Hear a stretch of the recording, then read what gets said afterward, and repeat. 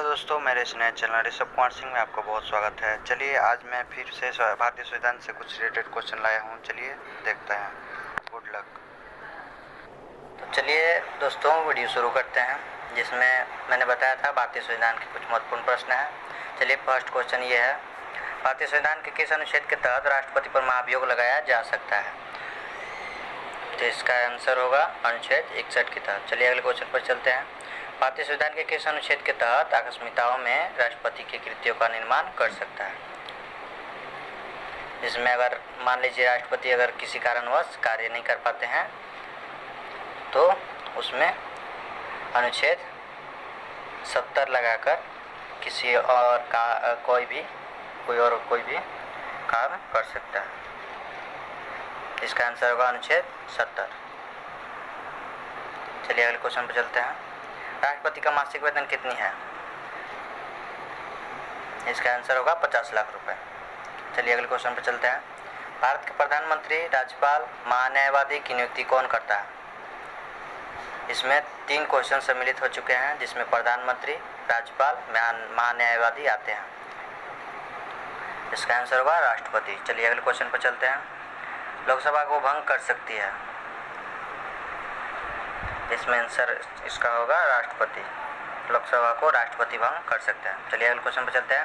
भारतीय संविधान के किस अनुच्छेद के तहत धन विधेयक पारित किया जा सकता है? जाता है।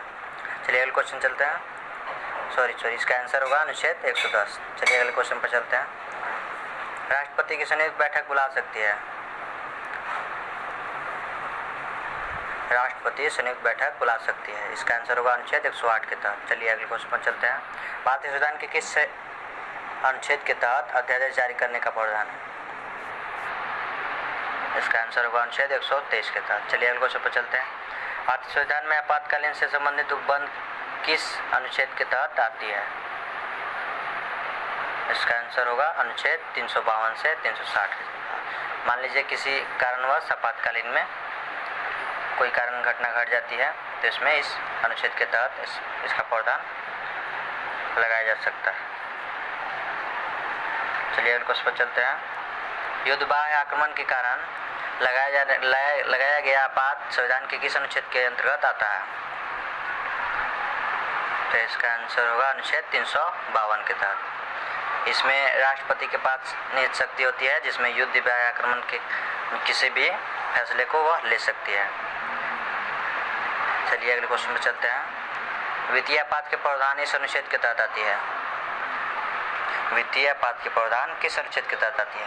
तो इसका आंसर होगा अनुच्छेद 360 के तहत। याद रखिएगा।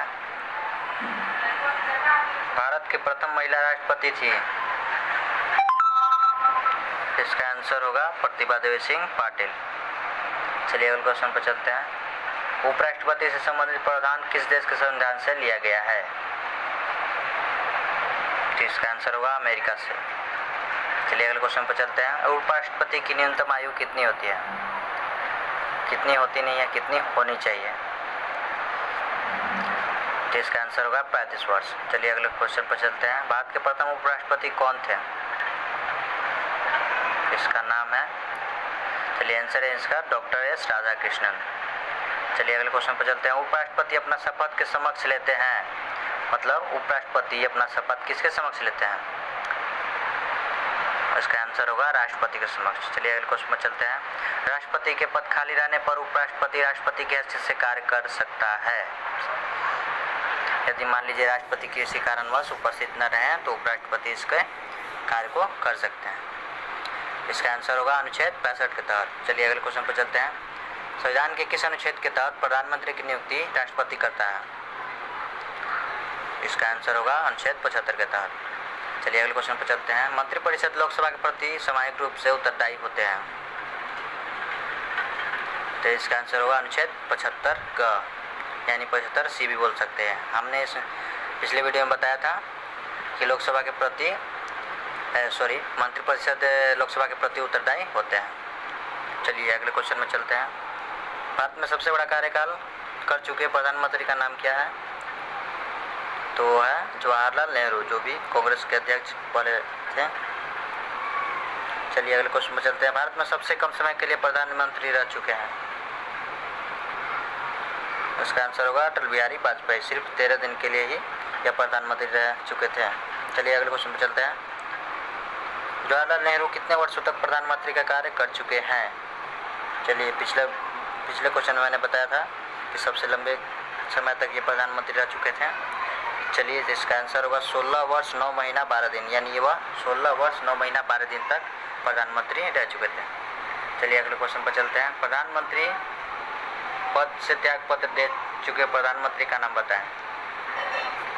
ये दोस्तों ऐसा पहली बार हुआ है जिसमें प्रधानमंत्री अपना पद से त्याग पत्र दे चुके हैं। लाल बहादुर शास्त्री जी। इसका आंसर होगा लाल बहादुर शास्त्री। लाल बहादुर शास्त्री जी का मृत्यु कब हुई थी? इसका आंसर होगा 11 जनवरी 1966 को।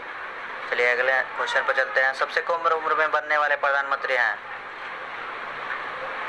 इसका आंसर होगा राजीव गांधी। चलिए अगले क्वेश्चन पर चलते हैं। भारत के उप प्रधानमंत्री कौन थे?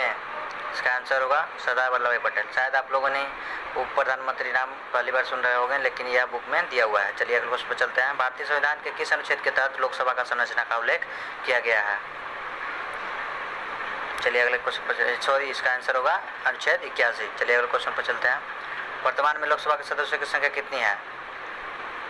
तो इसका आंसर होगा 545, जो 552 होना अनिवार्य है। इसमें 552 सदस्यों का होना अनिवार्य है, जिसमें 545 अभी वर्तमान में है। चलिए अगले क्वेश्चन पर चलते हैं। वर्तमान में राज्यसभा में सदस्यों की संख्या कितनी है? इसका आंसर होगा 245। और भैया यह भी बता दूं, राज्यसभा में सदस्यों की संख्या कितनी होनी चाहिए? तो न्यूनतम 250 होनी चाहिए। राज्यसभा के सदस्यों की न्यूनतम उम्र होनी चाहिए। राज्यसभा के सदस्यों की न्यूनतम उम्र होनी चाहिए। इसका आंसर होगा 30 वर्ष। चलिए अगले क्वेश्चन पर चलते हैं। राज्यसभा के सदस्यों का कार्यकाल कितना होता है? राज्यसभा के सदस्यों का कार्यकाल कितना होता है? इसका आंसर होगा 6 वर्ष। चलिए अगले क्वेश्चन पर चलते हैं। राज्यसभा के प्रथम उपसभापति थे? तो इसका आंसर होगा श्री SV कृष्णमूर्ति राव।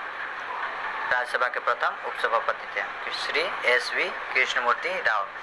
दोस्तों ये मेरा लास्ट क्वेश्चन था और इस लास्ट क्वेश्चन के साथ मेरा वीडियो समाप्त होता है। आप इसे पढ़िए ध्यान से देखकर और मुझे बताइए कैसा लगा। इसे लाइक, सब्सक्राइब, शेयर भी करना ना भूलें। ठीक है, धन्यवाद।